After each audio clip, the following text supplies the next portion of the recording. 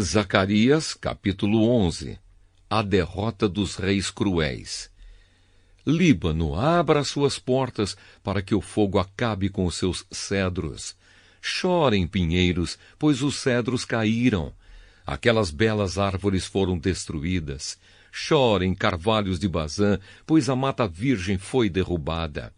Os pastores gemem e choram, pois os belos pastos foram destruídos. Os leões estão rugindo, porque as matas do Rio Jordão foram derrubadas. Os dois pastores. O Senhor meu Deus me disse: seja um pastor e tome conta das ovelhas que vão ser mortas. Aqueles que compram as ovelhas não são castigados quando as matam, e depois que vendem a carne, dizem: graças a Deus ficamos ricos. Nem mesmo os próprios pastores daquelas ovelhas têm pena delas. Também eu não tenho mais compaixão dos moradores de Israel. Vou entregar todos nas mãos dos seus chefes e dos seus reis.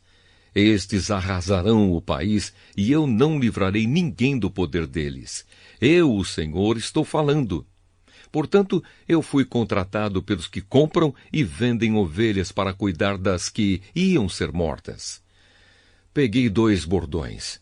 Um eu chamei de bondade e o outro de união, e fiquei tomando conta do rebanho. Em 1 mês, acabei com os 3 pastores, mas perdi a paciência com as ovelhas e elas ficaram aborrecidas comigo. Então eu disse a elas: eu não serei mais o pastor de vocês. Que morram as que vão morrer. Que sejam mortas as que vão ser mortas. E as que sobrarem, comam umas às outras. Depois, peguei o bastão chamado bondade e os quebrei como sinal de que Deus tinha quebrado a aliança que havia feito com todos os povos. Portanto, a aliança foi desfeita naquele dia. Aí os negociantes de ovelhas que estavam me espiando entenderam que o Senhor estava falando por meio daquilo que eu fazia. Então eu lhes disse: se estiverem satisfeitos, paguem o meu salário. Se não, não paguem. E eles me pagaram 30 barras de prata. O Senhor Deus me disse: ponha este dinheiro no tesouro do templo.